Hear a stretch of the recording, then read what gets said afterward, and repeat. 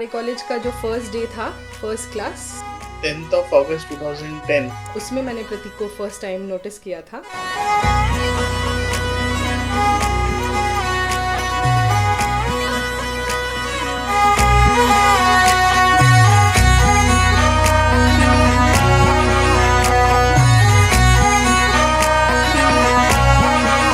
Class में बैठा हुआ था, एक लड़की व्हाइट सलवार कमीज पहन के लेट आई थी, क्यूट सी थी। हमारे क्लास में जस्ट अ मिनट सेशंस चल रहे थे and ma'am wanted someone to come up and speak, but कोई आगे नहीं आ रहा था। Suddenly Prateek came up and उसने जस्ट अ मिनट में बोला and that was the first time I noticed him. बस वो नॉर्मल एक नोटिस था, कुछ ऐसा फील नहीं हुआ था मुझे उस समय। फिर धीरे धीरे क्लासेस में थोड़ा सा नोटिस करता था, बट फर्स्ट सेमेस्टर में हमारी बात होती नहीं थी ज़्यादा। 2-3 बार क्लास में ऐसे ही हाय हेलो हुआ होगा मे बी, बट उससे ज़्यादा कुछ नहीं।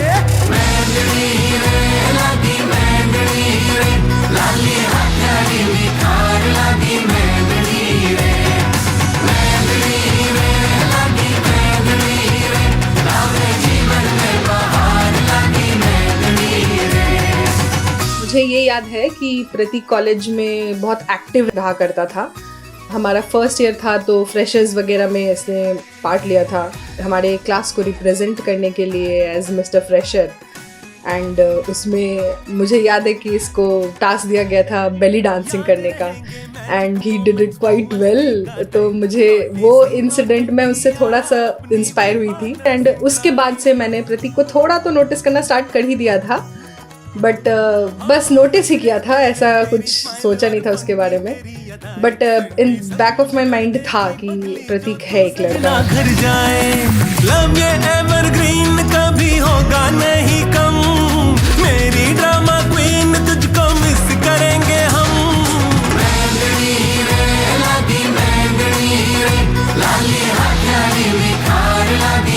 बस मैंने मोनिका से बात करने का ट्राई किया था फर्स्ट सेमेस्टर के सेम ब्रेक में।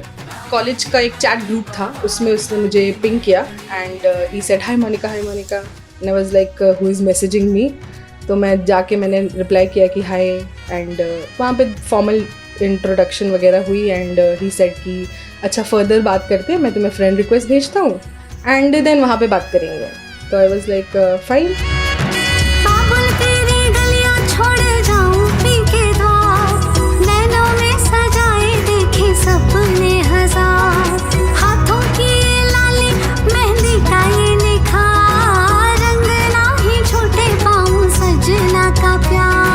एंड 2 सेकंड के अंदर फ्रेंड रिक्वेस्ट आ गया इसका। बस नॉर्मल चैटिंग, क्या है, कैसा लग रहा है कॉलेज, ये वो। फिर एक बार और हमारी बात हुई होगी, उसमें उसने मुझसे नंबर मांगा तो उसने मना कर दिया मुझे। उसने बोला कि उसका फ़ोन ख़राब है। तो आई थॉट अच्छा ठीक है, अवॉइड कर रही है मैं भी बात करने से। दो उसको लगा कि मैं भाव खा रही हूँ एंड नंबर नहीं दे रही हूँ उसको, बट जेन्युइनली मेरा फ़ोन ख़राब हो गया था एंड मैंने नंबर नहीं दिया था उसको। जब मैंने उसको मैसेज किया, धीरे धीरे थोड़ी हमारी बात हुई। सेम ब्रेक ख़त्म हुआ एंड हम कॉलेज गए। मेरे बाकी फ्रेंड्स मुझसे नंबर मांग रहे थे एंड मैंने उनको अपना नंबर दिया था एंड प्रतीक ने वो नोटिस किया, तो उसे बहुत ऑड लग रहा था कि मैंने उसको अपना नंबर नहीं दिया एंड बाकियों को मैं दे रही हूँ। तो मैंने फिर से दोबारा उसका नंबर मांगा।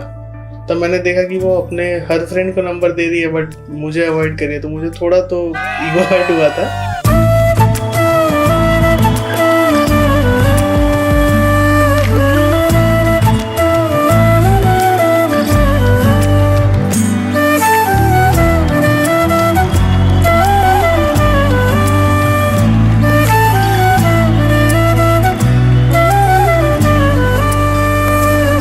फिर उसने 2-3 दिन के बाद फिर से हिम्मत करके वापस आया वो एंड उसने मांगा मुझसे नंबर।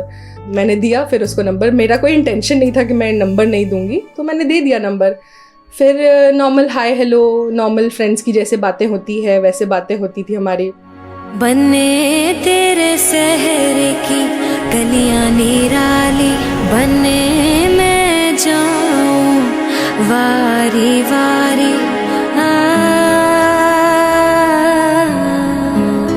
एक चीज मैंने नोटिस किया था मोनिका के बारे में कि ये पार्टनर का सलमान खान थी। मैं अपने फ्रेंड्स के कनेक्शंस बनाती थी।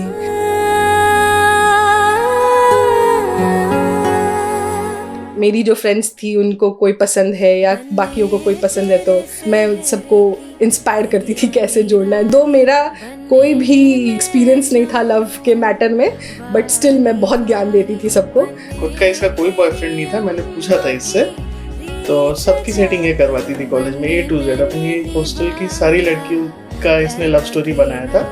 मेरे को समझ में नहीं आ रहा था कि हाउ टू अप्रोच हर। एक दिन वन फाइन डे प्रतीक ने मुझसे पूछा तुम्हें कोई पसंद है? I was like, नहीं कॉलेज में कोई पसंद नहीं आया, कोई है ही नहीं पसंद करने लायक। तो he was like okay, depress हुआ बेचारा, बट कुछ नहीं। बने मैंने जायका हुलूस का चखाया। आई आस्क्ड हिम कि क्या तुम्हें कोई पसंद आया क्या? आई टोल्ड हर कि मुझे भी एक लड़की पसंद है।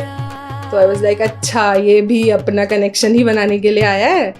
तो मोनिका वाज लाइक अच्छा बताओ कौन है। वो एक्साइटेड हो गई, उसको लगा अच्छा और एक क्लाइंट मिल गया सेटअप करवाने के लिए।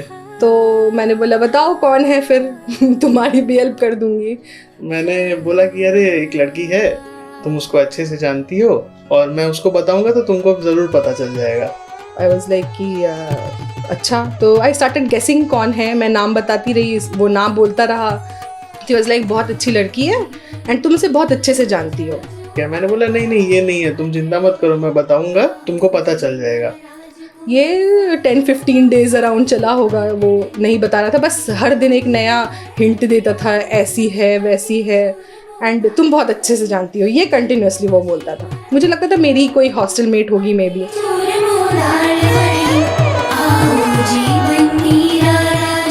एक दिन हम अपनी एक फ्रेंड का प्रपोजल प्लान कर रहे थे हॉस्टल में ही। मैं प्रतीक को बता रही थी, चैट हो रही थी हमारी, तो मैं उसको बता रही थी कि हम लोग ऐसे ऐसे प्लान कर रहे हैं कि यहाँ जाएंगे, ऐसे करेंगे। वो आई थॉट कि अब ज़्यादा दिन खींच के फायदा नहीं है, बता देना चाहिए। ही वाज लाइक मुझे भी उस लड़की को बताने का मन कर रहा है कि आई लाइक हर।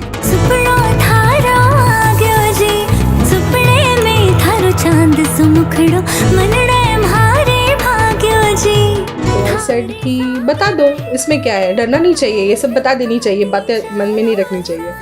तो ही वाज लाइक अगर उसने फ्रेंडशिप भी तोड़ दी तो? मैंने बोला नहीं फ्रेंडशिप नहीं तोड़ेगी, समझदार होती है लड़कियाँ, नहीं तोड़ती हैं वैसे। तो ही वाज लाइक अच्छा ठीक है, देखता हूँ ये। तो आई रिमेम्बर रात का टाइम था, 12 बज रहे होंगे आसपास, एंड मैंने मैसेज किया मोनिका को कि Monika it's you. You capital में बिल्कुल।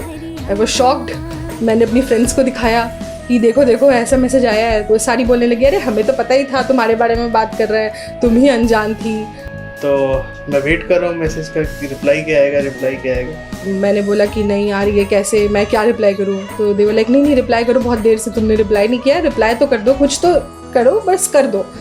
उसके बाद मोनिका का रिप्लाई आया कि प्रतीक गुड नाइट, सो जाओ, एंड फिर उसने फोन ऑफ कर दिया। ये वीकेंड की बात थी, तो अब 2 दिन बात भी नहीं हुई हमारी।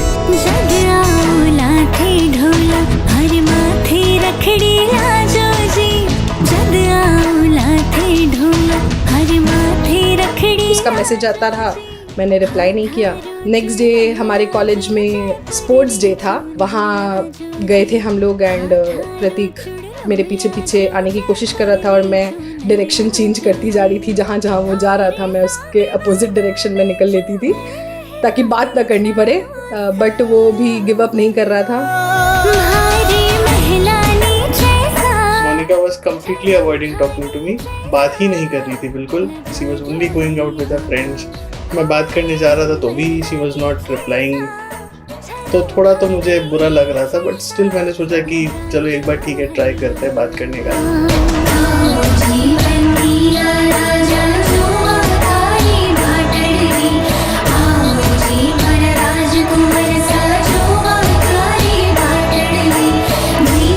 फिर मुझे याद है हमारे कॉलेज में एक पॉन्ड हुआ करता था, वहाँ उसके पास उसने मुझे रोका एंड ही सेड कि प्लीज़ 5 मिनट बैठो एंड बात करो मेरे से, एंड थोड़ा इम्पोर्टेंट है।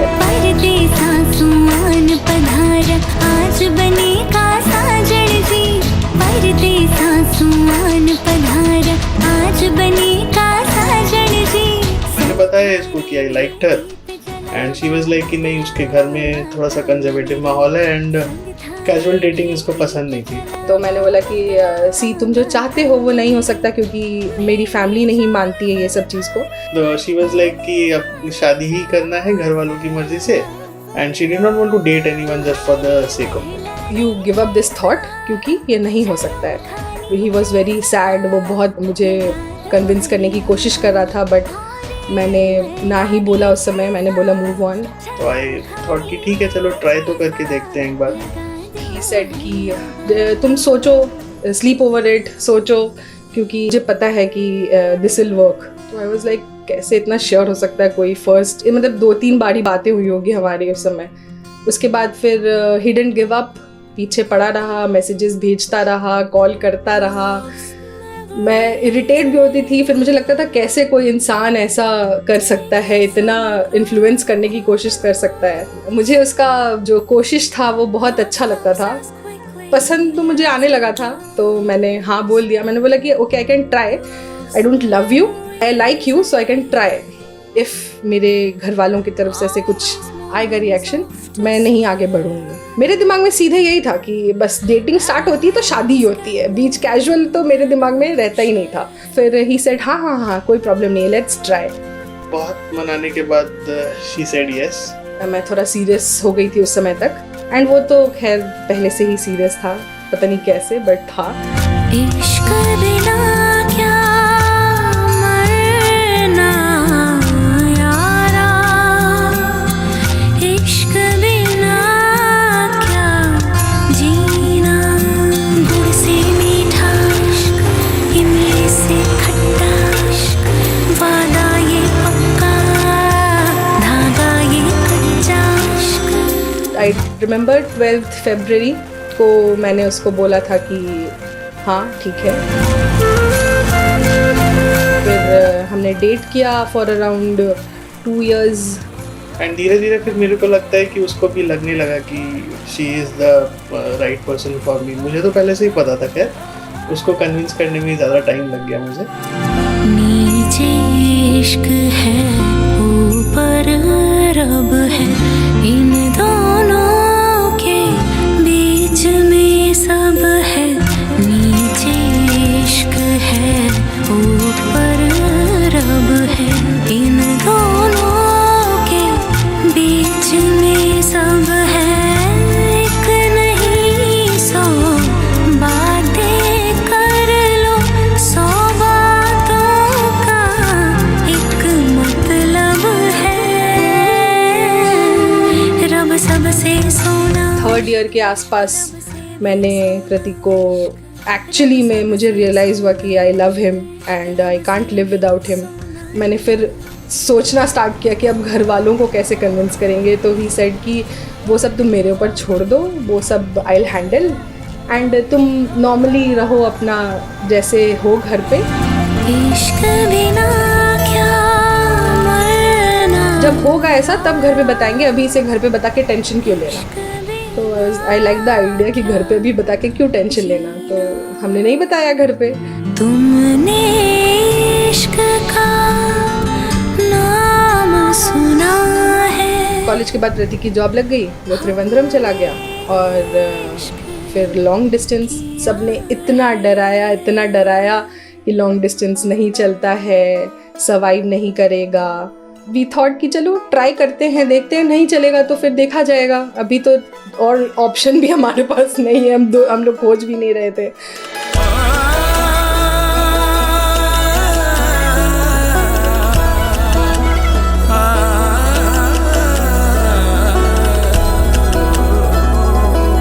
मेरे दिमाग में भी ऐसा कुछ नहीं था, एंड प्रतीक तो खैर उसका फर्स्ट डे से ही फिक्स था कि यही है, इसी से शादी करनी है।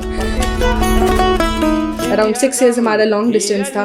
उस टाइम ऐसा एक टाइम आया था कि 1 साल 2 साल तक हम लोग एक दूसरे से मिले भी नहीं थे, और कॉल्स पे बात होती नहीं थी क्योंकि इसने अपने घर पे बताया नहीं था, और वीडियो कॉल्स तो दूर की बात थी, सिर्फ मैसेजेस वगैरह में ही बात होती थी।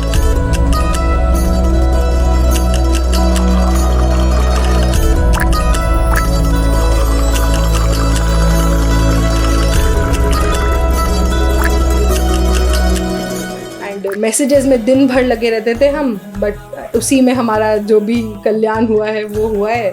फिर भी बहुत टचवुड बहुत अच्छा चला हमारा लॉन्ग डिस्टेंस भी। झगड़े तो होते ही थे, बहुत झगड़ते थे हम लोग, बहुत झगड़ते थे। We came back to each other, that was the best part. बहुत अंडरस्टैंडिंग है वो, कभी उसने हमारे रिलेशनशिप में गिव अप नहीं किया। ज़्यादा झगड़ा वही करती थी, मुझे तो मनाना पड़ता था बस उसको। मैं भी मनाती थी बट वो ज़्यादा मनाता था, तो ये सब अच्छा था उसमें, तो इसीलिए मैं नहीं चाहती थी कि ये ना चले।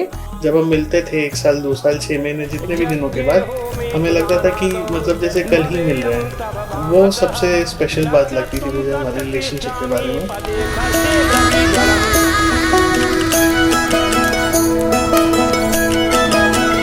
कोलकाता के पास ही था हमारा कॉलेज, तो मैं बहुत होमसिक हो जाती थी। तो मैं वीकेंड्स में ऑलमोस्ट हर वीकेंड ही घर पहुंच जाती थी दौड़ दौड़ के। ट्रेन से ही आना जाना होता था हमारा।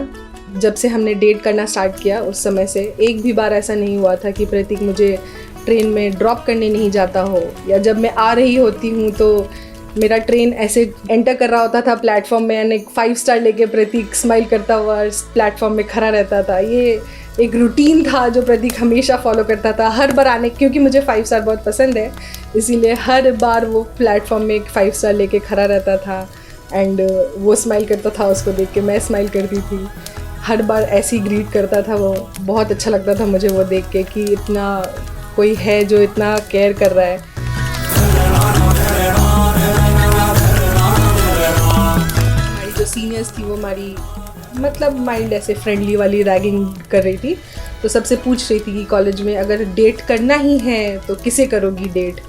एंड आई स्टिल रिमेंबर कि मैंने बस प्रतीक का नाम लिया था। एक कोइंसिडेंस तो नहीं हो सकता, maybe it was meant to B.